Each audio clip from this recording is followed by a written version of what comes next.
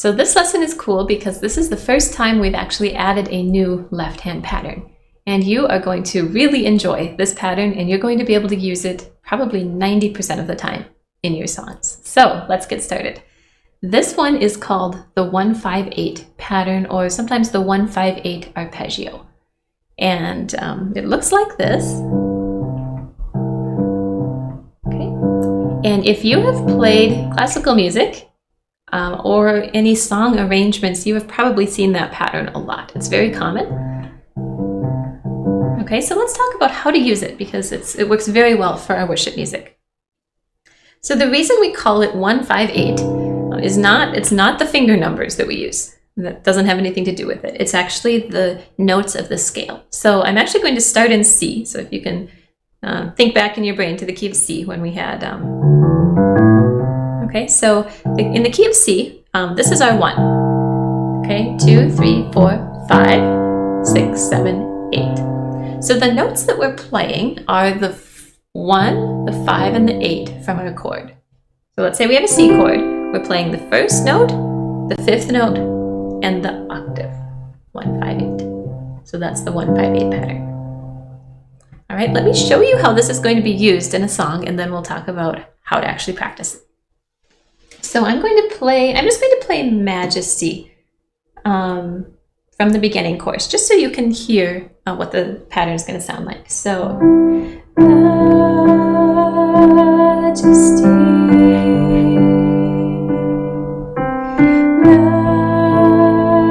Majesty, your grace has found me just as I am, empty-handed but alive in your hands.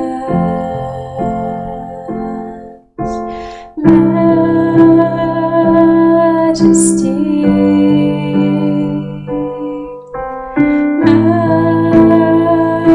Majesty, forever I am changed by your love, in the presence of your Majesty. You can hear how pretty that pattern is. It adds some variety. To me, it sounds like a river, just a flowing river underneath everything else we're doing. It just adds motion. I think it's really beautiful. So let's start with a little exercise. What we're going to do is we're going to do the 1-5-8 starting on C. So you can do this with me. So C, G, C.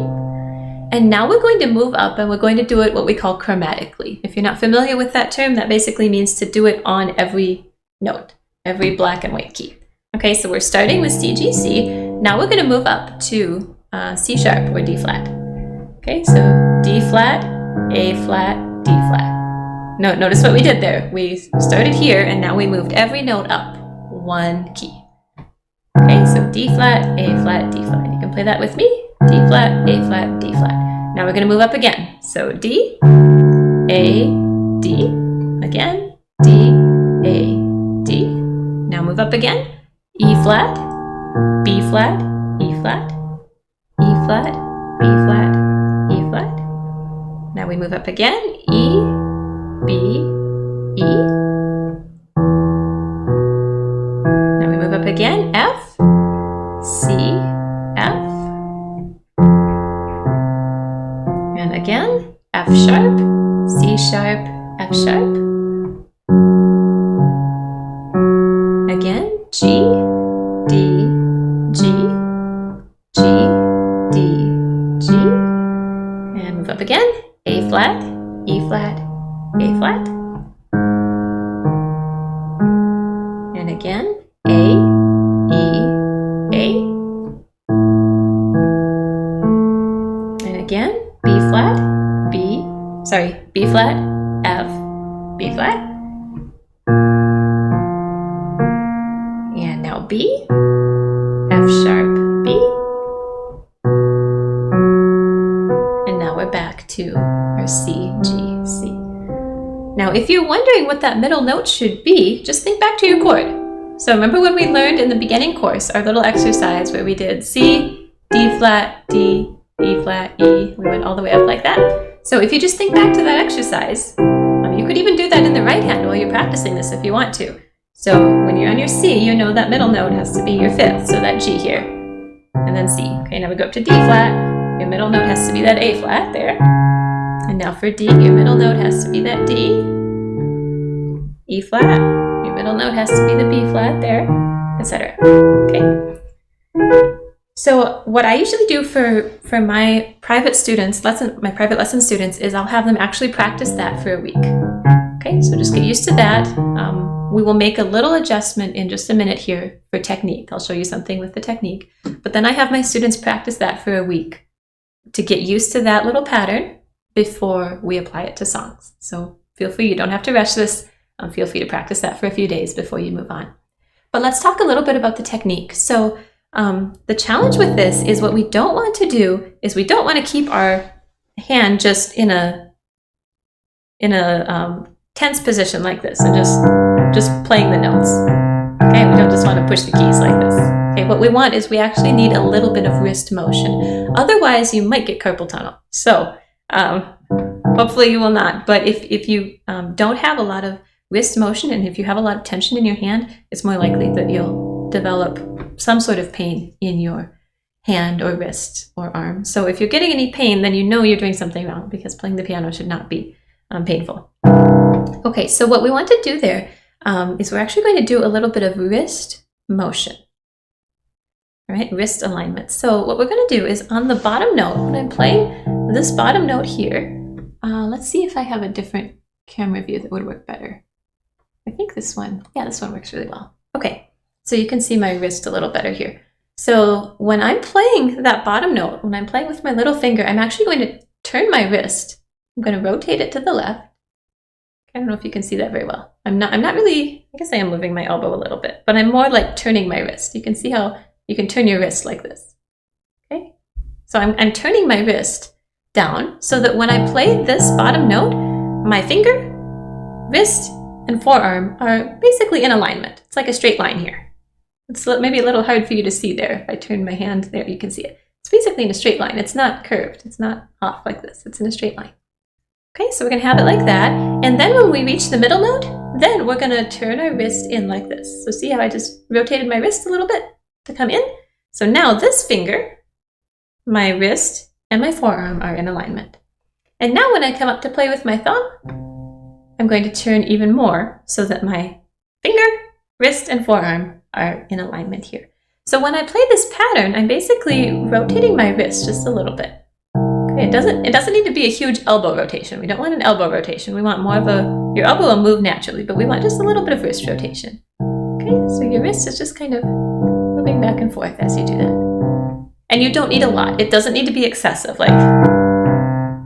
doesn't need to be like that. We just want, even just a little bit is going to be good. All right, just to keep it from being tense. What we don't want is we don't want this, where you're just playing the notes and there's no movement whatsoever on your wrist. We want a little bit of rotation. Okay, so as you're practicing your pattern this week, make sure you're practicing with just a little bit of wrist rotation. That'll keep your wrist from being tense.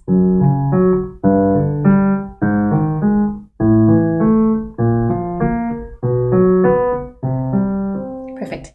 And then, when you are done with that, then you're ready to move on and actually use it in some songs. Okay, so at this point you've finished your exercise. And so now we're going to practice this pattern in some of our choruses in D, and then I'm going to show you just briefly how to use them in some songs. So let's look at the key of D. I'm going to go back to these choruses that we've been using. I love these choruses because they're amazing worship songs unto Jesus, but they also are amazing short little sections that we can practice some of these skills in. So that's great. So let's start with What a Beautiful Name. And basically what we're going to do is when you have, let's say a D chord, you're playing your chord in the right hand just like normal, whatever inversion you want. But then in the left hand, instead of playing a single note, you can play your 1-5-8 pattern. And we're actually going to do that on beat 1. So you're going to play the pattern as 1 and 2, 3, 4. So 1 and 2, 3, 4. You're playing playing it 1 and 2, 3, 4. Just do that with me. 1 and 2, 3, 4. 1 and 2, 3, 4. 1 and 2, 3, 4. Now let's add the right hand. 1 and 2, 3, 4. 1 and 2, 3, 4. 1 and 2, 3, 4. 1 and 2, 3, 4. So notice how this note, the middle note, fits in right in between beats 1 and 2. So it's 1 and 2, 1 and 2, 1 and 2, 1 and 2. Okay, so it fits right in there. And then we just play beats 3 and 4 normally.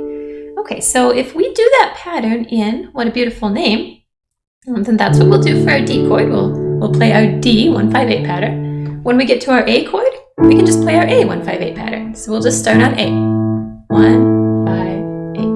1, 5, 8. Okay. And also notice, in case we didn't talk about it previously, I'm using fingers 5, 2, and 1 for my pattern. Okay, so my little finger, my index finger, and my thumb. So that's what we're doing. Okay, don't use finger 3. Use finger 2 instead for the middle. Okay, so we've got our A chord here. And then when we've got our B minor,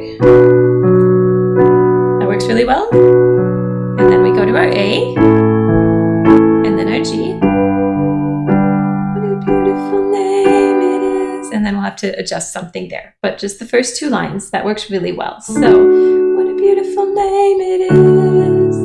What a beautiful name it is. The name of Jesus Christ, my King. See, that's really pretty there. Okay, and you'll notice also your hands might run into each other a little bit, but that's okay. So, like when I was playing my A chord here, my thumbs are kind of running into each other, but that's fine. Not a problem with that at all. It's probably better to do that than to lower your left hand, because that's kind of low down there. Pretty low. It's okay to use that sound once in a while, but maybe not with the 1-5-8. It seems a little bit too low to me. So I would, just let my hands run into each other. That's fine, right here. Okay, let's try a song. Let's try Worthy of It All. That one doesn't have any slash chords, and we have to make a little change for slash chords, so we'll talk about that in just a couple minutes. Okay, so Worthy of It All.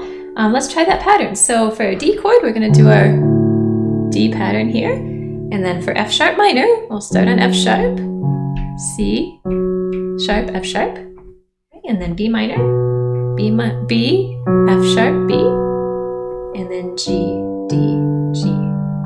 So D, F sharp, B, and then G. Okay, so let's see how that's going to sound in this song. Day and night, night and day, let incense arise. Day and night, night and day, let incense arise. Day and night, night and day, let incense arise. Day and night, night and day, let incense arise. You can see how that sounds really pretty.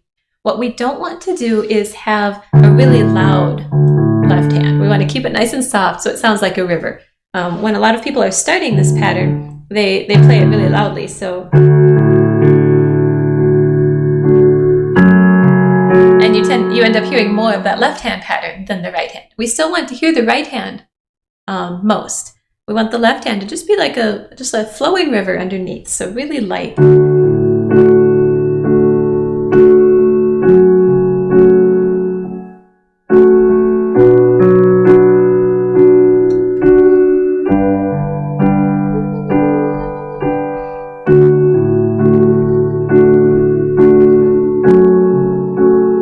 Try keeping your hands really close to the keys. That will give you a nice light sound.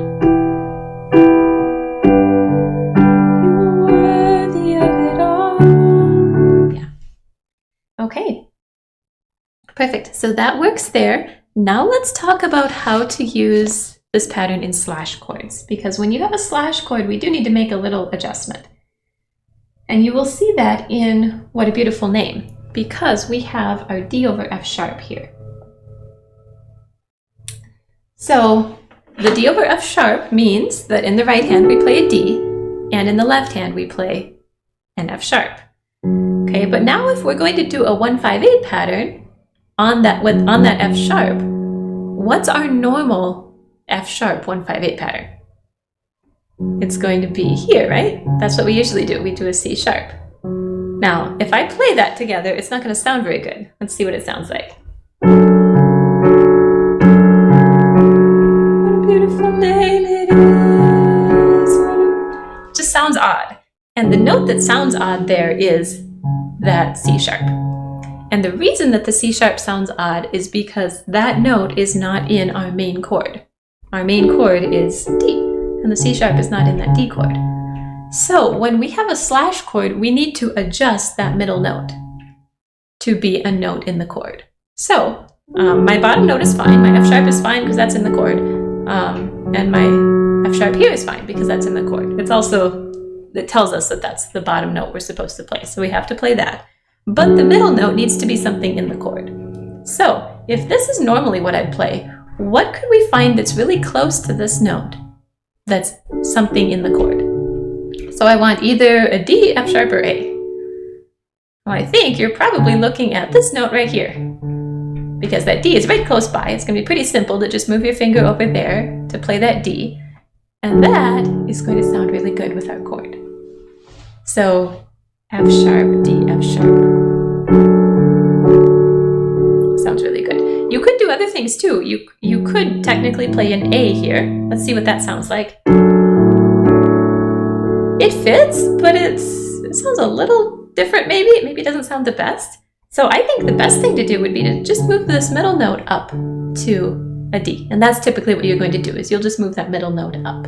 So for this song, let's just go through the 1-5-8 pattern with this song. So, what a beautiful name it is. What a beautiful name it is. The name of Jesus Christ, my King. Now we're going to get ready here. What a beautiful name it is. Nothing compares to this. What a beautiful name it is. The name of Jesus. And that sounds really nice. So let's find some other places where we have slash chords like this. We have them in Agnus Dei, but those chords last only one beat, so we're probably not going to have enough time to do this pattern there. So let's find a different song. The Heart of Worship is perfect. Okay, so you can see we have our A over C sharp. So again, when we have a slash chord, we're going to need to adjust that left hand. So for our A over C sharp, we've got our A chord in the right hand, a C sharp in the left hand. Now our 1-5-8 pattern on C sharp would typically be this, right? But if we play that together, it's going to sound odd. You know, that clashes, doesn't sound very good. So that middle note needs to be moved to something in the chord. Okay, so this is our pattern. What can we move that middle note to that would be in our A chord? Well, I think you're probably finding the same thing we found with our other example, that this middle note can just be moved up to an A. And that sounds really good there. Okay, so the Heart of Worship, we're actually going to have the D over F sharp again. You'll see that here as well.